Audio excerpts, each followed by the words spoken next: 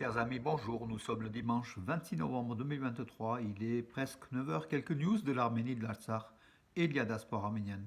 Tout d'abord, le rendez-vous aujourd'hui à ne pas manquer à 16 heures sur France 2, Eurovision Junior 2023, en direct du Palais Nicaïa à Nice, avec l'Arménie qui passera en 8e position. L'Arménie qui fait partie des favoris, donc des 16 concurrents et concurrentes en fait, de cette Eurovision 2023. Vous pouvez voter déjà dès vendredi soir, vous pouvez voter gratuitement donc sur un site, le site de l'Eurovision Junior. Je vous ai indiqué tous les éléments en fait, hein. Il suffit juste de cliquer dessus. Vous allez sur ma page Facebook, donc il y a un article dessus. Également sur Nouvelles d'Arménie Magazine, hein, arménews.com. Tout est indiqué, donc vous avez à cliquer dessus et puis sélectionner Arménie en première position, qui est le numéro 8, hein, voilà, vous cliquez dessus, et puis après vous prenez deux pays, des pays qui sont, comment dirais-je, pas susceptibles de gagner, comme Malte ou le Portugal ou l'Irlande du Nord, ou l'Irlande, pardon, pas l'Irlande du Nord, tout simplement, voilà. Bah, écoutez, et puis on suivra à 16 heures cette Eurovision Junior sur France 2. Voilà, il faut que l'Arménie gagne. L'Arménie fait partie des favoris, hein, voilà, avec la France, l'Espagne. Donc voilà, donc l'Arménie qui a gagné il y a 2 ans. L'an dernier, c'était la France qui a gagné à Yerevan. Et puis aujourd'hui, maintenant, c'est à Nice que c'est organisé. Et on demande à nos compatriotes donc, de Nice de se rendre nombreux au Palais Nicaïa avec les drapeaux arméniens, les couleurs de l'Arménie pour défendre ces couleurs. Les Arméniens, les 5 Arméniennes Young Girls qui chantent sont extraordinaires par les couleurs, par le dynamisme, par cette jeunesse. Elles chantent en arménien et en anglais. Il faut les soutenir. C'est l'honneur de l'Arménie. Ça ne fera pas gagner la guerre, mais c'est important quand même pour le moral des troupes, le moral de la nation arménienne qui est une grande, très très grande nation de l'Eurovision Junior 1, qu'on a gagné 2 fois, on a été 4 fois deuxième. On aimerait bien gagner une troisième fois aujourd'hui, donc on est les leaders en fait, hein, en nombre de points marqués à l'Eurovision depuis sa première participation donc de l'Arménie à l'Eurovision Junior. Je crois que c'est en 2007. On est voilà dans des tableaux magnifiques, records. Bravo, voilà. On suivra ça. Hier, bon, avant tout cela, bien sûr, disparition de l'ancien maire de Lyon, Gérard Collomb. C'était un ami de l'Arménie, hein, donc Gérard Collomb, il a disparu donc suite à une maladie, donc voilà. Il était à chaque fois sollicité par la communauté arménienne, il répondait toujours présent, voilà. Il avait aussi cédé sa place, on se souvient, à Georges Kepenegan, notre ami, pour qu'il puisse donc Collomb puisse être ministre de l'Intérieur. Après, par contre, quand il a laissé donc le ministère, il est revenu à Lyon, il a repris la place qu'il avait laissée à Georges Kepenegan. En tout cas, c'était un homme qui a compté pour la vie de Lyon, Gérard Collomb, voilà, comment dirais-je, qui est des maires donc comme lui, proche de l'Arménie et des Arméniens à Lyon, puis dans d'autres villes, hein, les autres villes de France aussi. Voilà. Hier, superbe messe, donc messe donc samedi, donc c'était un samedi à 11 heures, donc c'était en l'église Subnikoraios, Saint-Nicolas de Romans, avec justement le père Krikor Khachaturian, qui est l'archevêque des Arméniens, le représentant des Arméniens de France, de l'église arménienne donc du diocèse de France et d'Europe occidentale, le père Kirikol Ratchatian, qui était assisté aussi par le père Roussik Sarkisian et puis le père Antonik Maljan de Valence. Voilà, donc beaucoup de monde, et puis une très très belle messe à l'occasion du 10e anniversaire de la consécration de cette église arménienne, donc de Soup Nikoraios. À noter aussi la présence de la consul générale d'Arménie, donc à Narine Nikoyan, à cette messe, ainsi qu'une députée, donc une députée. Voilà mes amis. Les relations diplomatiques entre l'Arménie et l'Arabie Saoudite vont être établies. Donc jusqu'à présent, donc, depuis l'indépendance de l'Arménie, il n'y avait pas de relations diplomatiques voilà, entre Yerevan et Riyad. Donc les pourparlers avaient eu lieu. Et là, des relations diplomatiques vont être établies. C'est ce qu'a annoncé le ministère arménien des Affaires étrangères. Hein, voilà. Le téléthon arménien, du fonds arménien donc mondial, hein, donc, on n'a pas vu beaucoup de chiffres hein, qui ont donc lors justement le Thanksgiving Day, hein, c'était vendredi dernier, en direct, donc on a suivi, mais il n'y a pas eu tellement de chiffres communiqués, donc on le sait maintenant. Près de 8,4 millions de dollars ont été collectés, 8,4 millions de dollars ont été collectés, dont près de 2,4 en France, hein, voilà, par le secteur français. Je pense malheureusement le secteur des États-Unis en fait, hein, de ce fonds qui a récolté que pas beaucoup en fait, hein, pour les États-Unis, 3 millions 250 000 dollars, c'est pas beaucoup, voilà. Euh, non, pardon, la France, c'est 3 millions 250 000 dollars. Aux États-Unis, 3 millions 100 000 dollars, donc moins que la France, donc c'est pas terrible, voilà. Grande-Bretagne 450 000, Argentine, Canada 500 000 dollars, voilà, et puis 552 372 dollars d'Arménie, hein, parce qu'en Arménie, on contribue également. Voilà, c'est pas une grande année pour ce Téléthon, qui en avait bien besoin pour les réfugiés arméniens de l'Artsakh, en fait, hein, l'objectif c'était cela.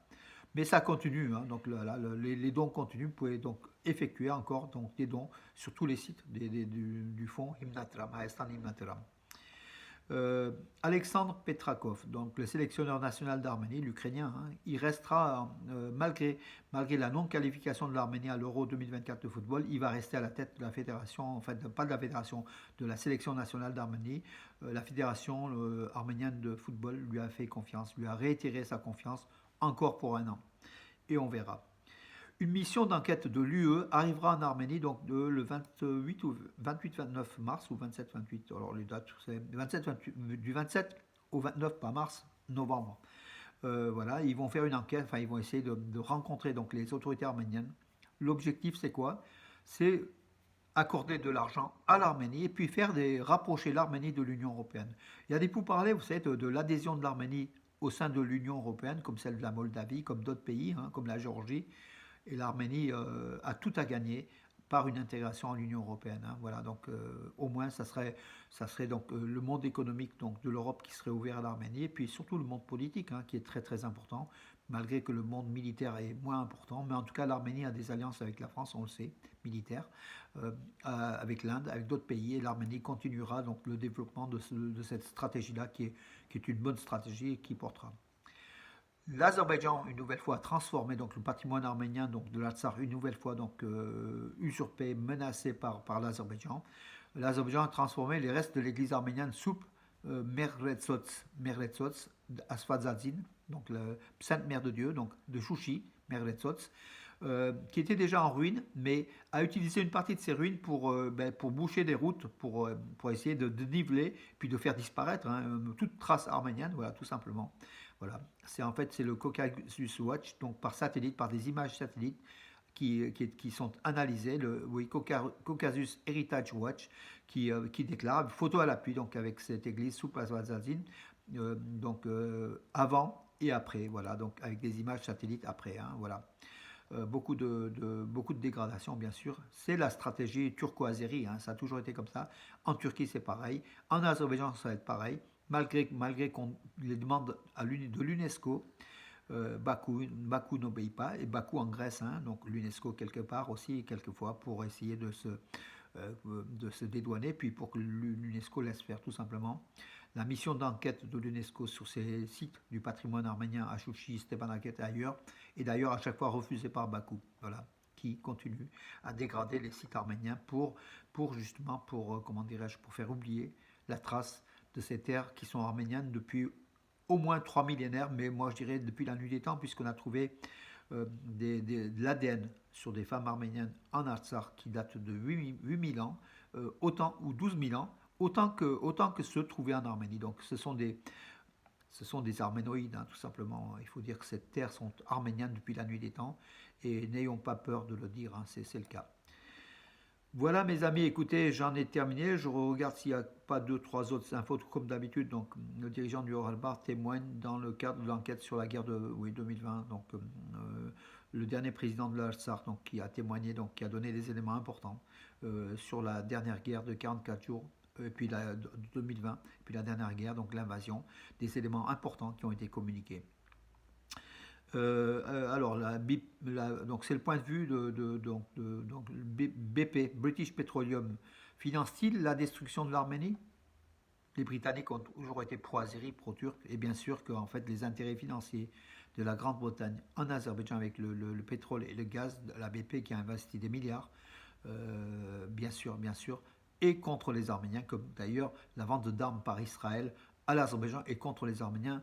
Israël qui n'a toujours pas reconnu le génocide des Arméniens et c'est une honte pour un pays qui a été créé suite à la Shoah, qui a été victime de la Shoah, dont tout le monde reconnaît à juste titre, mais Israël ne reconnaît pas le génocide des Arméniens. C'est voilà, une flagrante, comment dirais-je, au niveau de l'honneur, c'est quand même quelque chose de très grave. Voilà. On attendait beaucoup plus d'Israël, alors que nous, on reconnaît tout. On reconnaît même, on condamne les attaques du Hamas, des terroristes du Hamas contre Israël. On est toujours là pour nous mobiliser contre l'antisémitisme. Mais Israël, de son côté, ne rend pas la chose belle, l'honneur envers les Arméniens. Et il devrait le faire. Le peuple, lui, demande, mais ce n'est pas le peuple qui dirige en Israël, hein, ce sont les Netanyahou et compagnie, la Knesset. Ils ont des intérêts pro-turcs et anti-arméniens, en étant pro-turcs. Pas anti-arméniens, mais forcément anti-arméniens. Voilà l'état donc d'Israël aujourd'hui. Mes amis, qui est dans une difficulté, on sait, et puis aussi la Palestine, hein, c'est pareil, hein, donc l'État aussi, en face. C'est aussi sont des donc voilà on peut que comment dirais-je que demander la paix pour qu'il n'y ait pas de perte de vie humaine. Toute perte de vie humaine, c'est une perte de l'humanité, c'est une perte du genre humain, c'est une perte de nous quelque part donc de nous, voilà mes amis. Et puis on parle des prisonniers oui, occupés, pris par les terroristes du Hamas, des prisonniers israéliens. Nous on oublie, le monde oublie, les médias oublient, on parle jamais des 60, 70, 80 prisonniers arméniens illégalement détenus par l'Azerbaïdjan. Voilà, donc on n'a pas les photos, on n'a pas les... rien ne circule sur les médias, malheureusement. C'est un peu aussi de notre faute, mes amis. Hein. Nous, les Arméniens, donc, on devrait aussi peut-être s'organiser de sorte de se soutenir pour créer des médias, pour influencer les médias. On est très peu nombreux dans les médias. Voilà, et puis il faut aussi, avant d'accuser les autres, nous accuser nous-mêmes. Si on était un peu plus solidaires, mes amis, on n'en serait pas là. Mais bon, ça c'est une autre histoire, mes amis. En tout cas, aujourd'hui, votez. Là, dès maintenant, dès après cette vidéo, votez, allez sur le site de l'Eurovision Junior, hein, que je vous ai mis d'ailleurs, je vous ai tout... Le travail, je vous l'ai fait, mes amis. Donc, vous n'avez plus qu'à passer quelques minutes, parce qu'il faut visionner pendant 4 minutes 23 la vidéo donc, de l'Eurovision Junior, hein, de l'ensemble des candidats, rapide, et puis après, voter. Et puis à 16h, donc France 2, mes amis. Sur ce, bon dimanche et à demain. Et pourvu que l'Arménie gagne l'Eurovision, ou la France, hein, ou l'Arménie.